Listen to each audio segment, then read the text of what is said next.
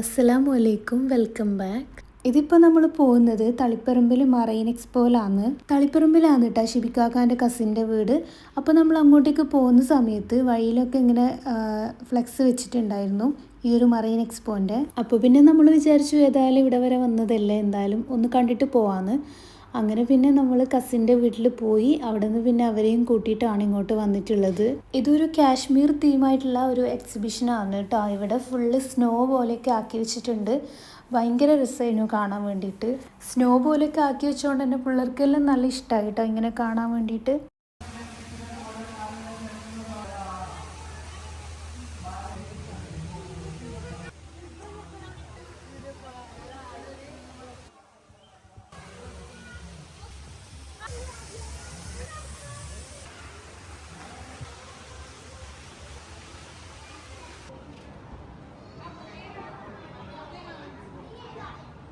ഇതൊക്കെ പിന്നെ under water ടണലാണ് കേട്ടോ. ഇതിൽ ഫുള്ള് ഫിഷൊക്കെ ആയിട്ട് നല്ല രസമുണ്ടായിരുന്നു.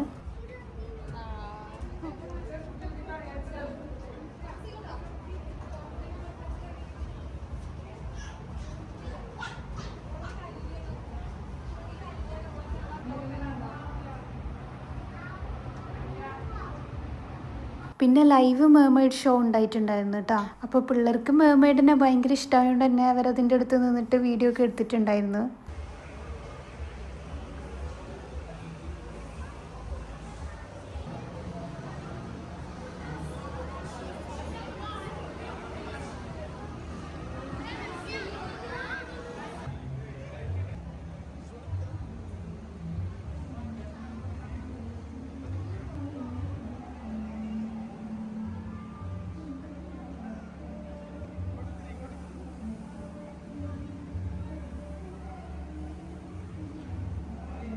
പിന്നെ എല്ലാ ഫെസ്റ്റിനും എക്സ്പോയിലൊക്കെ ഉണ്ടാകുന്ന പോലെ തന്നെ റൈഡ്സും ഫുഡ് സ്റ്റാളൊക്കെയാണ് ഉണ്ടായത്. അപ്പം അതൊന്നും നമുക്ക് വലിയ ഇൻട്രസ്റ്റ് ഇല്ലാത്തതുകൊണ്ട് നമ്മളങ്ങനെ കാണാൻ നിന്നിട്ടില്ല. അങ്ങനെ പിന്നെ നമ്മൾ നേരെ പയ്യന്നൂരേക്ക് പോയി. എൻ്റെ ഫാമിലിയും ഷിബിക്കാകാൻ്റെ ഫാമിലിയും നമ്മളെല്ലാവരും കൂടെ റെസ്റ്റോറൻറ്റിൽ നിന്ന് ഡിന്നർ കഴിക്കലാണ്.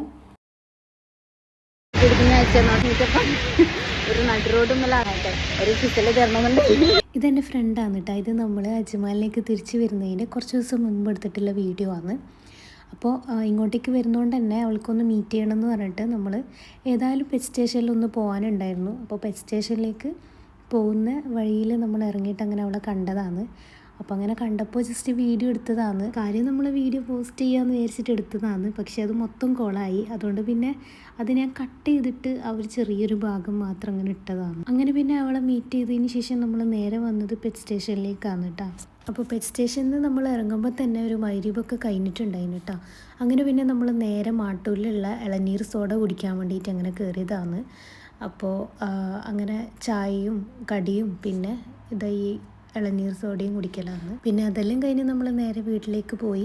അപ്പോൾ അത്രയ്ക്കാണ് കേട്ടോ ആ ഒരു ദിവസത്തെ കാര്യങ്ങൾ. പിന്നെ പെറ്റ് സ്റ്റേഷനിലും അതുപോലെ ഇളനീർ സോഡ കുടിക്കാൻ വേണ്ടി പോയതും അങ്ങനെ കുറേ ക്ലിപ്സൊക്കെ ഉണ്ട്.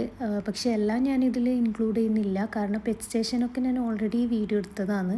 അപ്പോൾ വിചാരിച്ച് ഇനി വീണ്ടും എടുത്തിട്ട് ബോറടിപ്പിക്കണ്ടാന്ന്. ഇത് പിന്നെ നമ്മൾ അജ്മാലിലേക്ക് പോകുന്നതിൻ്റെ തലേന്ന് ഷിബിക്കാക്കാൻ്റെ മൂത്ത പെങ്ങളെ മോനും രണ്ടാമത്തെ പെങ്ങളെ മോളും ഹസ്ബൻഡും കൂടെ നമ്മളെ വീട്ടിലേക്ക് വന്നിട്ടുള്ളതാണ്. നമ്മൾ പോകുന്നതുകൊണ്ട് അങ്ങനെ കാണാൻ വന്നതാണ്.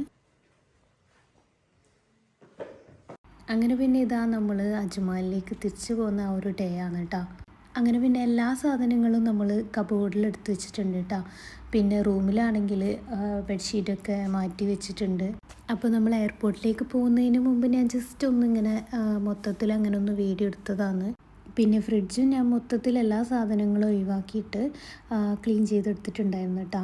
പിന്നെ ഇത് നമ്മൾ എയർപോർട്ടിലേക്ക് പോകുമ്പോൾ ജസ്റ്റ് വെള്ളം എടുക്കാതെ വെച്ചിട്ട് അങ്ങനെ തണുത്ത വെള്ളം വെച്ചതാണ്. വേറെ ഒന്നുമില്ല, ബാക്കിയെല്ലാം ഞാൻ ക്ലീൻ ചെയ്തിട്ടുണ്ടായിരുന്നു. അങ്ങനെ പിന്നെ നമ്മളിവിടുന്ന് ഇറങ്ങലായിട്ടാണ്. അപ്പോൾ കോഴിക്കോട് എയർപോർട്ടിലേക്കാണ് കേട്ടോ നമ്മൾ പോകുന്നത്. കോഴിക്കോട് നിന്നാണ് നമ്മളെ ഫ്ലൈറ്റ്. കണ്ണൂരിൽ നിന്ന് നല്ല ടിക്കറ്റ് റേറ്റ് ആയതുകൊണ്ട് നമ്മൾ ഓൾറെഡി റിട്ടേൺ ടിക്കറ്റ് എടുത്തിട്ട് വന്നതാണ്. കോഴിക്കോട് നിന്നാണ് പോകുന്നത്. അപ്പോൾ കോഴിക്കോടേക്ക് നമ്മൾ പോകുന്നത് ട്രെയിനിലാണ് കേട്ടോ. ലഗേജൊന്നും നമ്മൾ ട്രെയിനിൽ കൊണ്ടുപോകുന്നില്ല കേട്ടോ. കുറേ ലഗേജ് ഉള്ളതുകൊണ്ട് തന്നെ എൻ്റെ അനിയനെ ഏൽപ്പിച്ചിട്ട് അവൻ കാർ എടുത്തിട്ട് അങ്ങനെ കോഴിക്കോടേക്ക് കൊണ്ടുവരാമെന്നായിരുന്നു പ്ലാന്. പക്ഷെ അത് മൊത്തത്തിൽ കൊളായിട്ടുണ്ടായിരുന്നു. ശരിക്കും ആ ദിവസം നമുക്ക് പോകാൻ പറ്റുമെന്ന് പോലും നമ്മൾ വിചാരിച്ചിട്ടുണ്ടായിരുന്നില്ല. കാരണം നമ്മൾ കറക്റ്റ് ടൈം എയർപോർട്ടിലൊക്കെ എത്തിയിട്ടുണ്ടായിരുന്നു. പക്ഷെ ലഗേജ് എത്തിയിട്ടില്ല. കാരണം വണ്ടി പകുതിക്ക് വെച്ചിട്ട് സ്റ്റോപ്പായി. പിന്നെ അത് മൂവ് ആകുന്നില്ല. വണ്ടി കംപ്ലൈൻ്റ് ആയതുകൊണ്ട് അവർ ലഗേജൊക്കെ എടുത്തിട്ട് ടാക്സിക്ക് കയറി. അപ്പോൾ വടകര എത്തിയ സമയത്ത് അവിടെ ഭയങ്കര ട്രാഫിക്. ഒന്നാമത് ഓണത്തിൻ്റെ ആ ഒരു ടൈമിലാണ് നമ്മൾ പോകുന്നത്. അപ്പോൾ ഓണത്തിൻ്റെ തിരക്കായതുകൊണ്ട് തന്നെ റോഡ് മൊത്തം ബ്ലോക്കാണ്. അങ്ങനെ ടാക്സിക്കാരൻ പറഞ്ഞു ആ ഒരു ഫ്ലൈറ്റിൻ്റെ ടൈം ആകുമ്പോഴേക്കും നിങ്ങൾക്ക് എന്തായാലും എയർപോർട്ടിൽ എത്താൻ പറ്റില്ല, അതിലും നല്ലത് നിങ്ങൾ ട്രെയിനിൽ പോകുന്നതാണെന്ന് പറഞ്ഞിട്ട് അവരെ റെയിൽവേ സ്റ്റേഷനിൽ ഡ്രോപ്പ് ചെയ്ത് അങ്ങനെ ആ ലഗേജ് എല്ലാം എടുത്തിട്ട് അവർ ട്രെയിനിൽ കയറുക ചെയ്തത്. അങ്ങനെ അവർ AC കമ്പാർട്ട്മെൻ്റ് എടുത്തിട്ട് ലഗേജൊക്കെ ട്രെയിനിൽ കയറ്റി. അവർക്ക് കോഴിക്കോടേക്കുള്ള ട്രെയിനാണ് കിട്ടിയിട്ടുണ്ടായത്. അപ്പോൾ എൻ്റെ വീട്ടിൽ നിന്ന് എല്ലാവരും വന്നിട്ടുണ്ടായിരുന്നു കേട്ടോ പയ്യന്നൂർ റെയിൽവേ സ്റ്റേഷനിൽ ഡ്രോപ്പ് ചെയ്യാൻ വേണ്ടിയിട്ട്. നമ്മൾ പിന്നെ കറക്റ്റ് ടൈം തന്നെ ഫറോക്കിൽ എത്തിയിട്ടുണ്ടായിരുന്നു കേട്ടോ. അവിടെ നിന്ന് പിന്നെ നമ്മളൊരു ഓട്ടോ പിടിച്ചിട്ടാണ് പോയിട്ടുള്ളത്. കാരണം നമ്മളെ കയ്യിലൊന്നുമില്ല, ആകെ എൻ്റെ ഒരു ഹാൻഡ് ബാഗ് മാത്രമേ ഉള്ളൂ, ലഗേജ് ഒന്നുമില്ല. അപ്പോൾ പിന്നെ നമ്മളൊരു ഹോട്ടലിൽ കയറിയിട്ട് ചായയും കടിയും അങ്ങനെയൊക്കെ കുടിച്ചിട്ട് ഇവിടെ നേരെ എയർപോർട്ടിലേക്ക് വന്നതാണ്. എയർപോർട്ടിൽ നമ്മൾ കുറേ ടൈം വെയിറ്റ് ചെയ്ത് ഇങ്ങനെ ഇരുന്നിട്ടുണ്ടായിരുന്നു കേട്ടോ. നമ്മുടെ ഫ്ലൈറ്റിൻ്റെ കൗണ്ടറൊക്കെ നേരത്തെ ഓപ്പൺ ചെയ്തിട്ട് എല്ലാ ആൾക്കാരും കയറിയിട്ടുണ്ടായിരുന്നു. നമ്മൾ മാത്രം ഇങ്ങനെ പുറത്തിങ്ങനെ ഇരിക്കുന്നത്. കാരണം ലഗേജ് ഇല്ലാണ്ട് നമുക്കുള്ളിലേക്ക് കയറാനും പറ്റില്ല. അങ്ങനെ അവസാനം കൗണ്ടർ ക്ലോസ് ചെയ്യാൻ വേണ്ടിയിട്ട് വെറും 3/4 മണിക്കൂർ മാത്രമേ ബാക്കി ഉണ്ടായിരുന്നുള്ളൂ കേട്ടോ. 11:10 കേട്ടോ നമ്മൾ ഫ്ലൈറ്റ് ഉണ്ടായത്.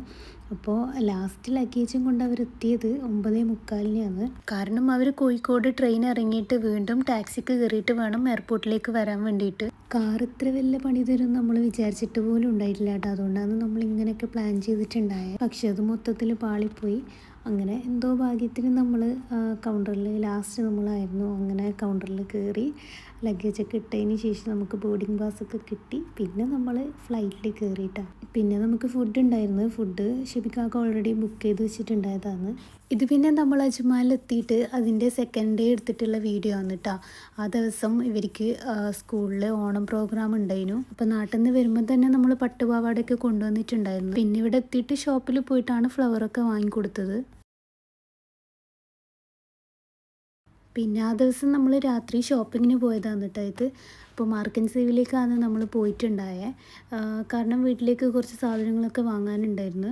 പിന്നെ അവിടുന്ന് കുറച്ച് സാധനങ്ങളൊക്കെ വാങ്ങിയതിന് ശേഷം നമ്മൾ ഇവിടുന്ന് ഇറങ്ങിയിട്ടാണ്. പിന്നെ ഇവിടുന്ന് ഇറങ്ങിയതിന് ശേഷം നമ്മൾ നേരെ പോയിട്ടുണ്ടായത് ചായ കുടിക്കാനാണ് കേട്ടോ. ചായ നമ്മൾ ജസ്റ്റ് വണ്ടിയിൽ നിന്ന് തന്നെ കുടിച്ചതാണ്. പിന്നെ പിള്ളേർക്ക് വിശക്കുന്നതെന്ന് പറഞ്ഞിട്ട് ഷവർമയും കൂടെ വാങ്ങിക്കൊടുത്ത്. അങ്ങനെ പിന്നെ നമ്മൾ അവിടെ നിന്ന് നേരെ പോയത് ഡേ ടു ഡേയിലേക്കാണ് കേട്ടോ. കാരണം കുട്ടികൾക്ക് പ്രോജക്റ്റൊക്കെ ചെയ്യാൻ വേണ്ടിയിട്ടുണ്ടായിരുന്നു ഹോളിഡേ ഹോംവർക്കിൻ്റെ. അപ്പോൾ അങ്ങനത്തെ കുറച്ച് ക്രാഫ്റ്റ് ഐറ്റംസും അങ്ങനെ സാധനങ്ങളൊക്കെ വാങ്ങാനുണ്ടായിരുന്നു. അങ്ങനെ പിന്നെ നമ്മൾ ഡേ ടു ഡേയിൽ കയറി. ഇതിവിടുത്തെ വലിയ ഡേ ടു ഡേ ആണ് കേട്ടോ. 4 ഫ്ലോർ ഉണ്ട് ഇവിടെ.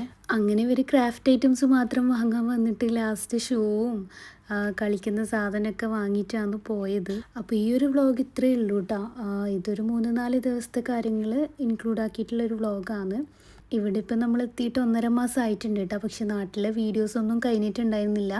അങ്ങനെ എല്ലാം ഞാൻ പകുതി കട്ട് ചെയ്തിട്ട് ഒരു വ്ളോഗാക്കി മാറ്റിയതാണ്. അപ്പോൾ ഈ ഒരു വ്ളോഗോട് കൂടി നാട്ടിലെ കാര്യങ്ങളൊക്കെ കഴിഞ്ഞു കേട്ടോ. ഇനി ഇൻഷാ അല്ലാഹ് ഇവിടുത്തെ വീഡിയോസൊക്കെ അപ്ലോഡ് ചെയ്യണമെന്നുണ്ട്.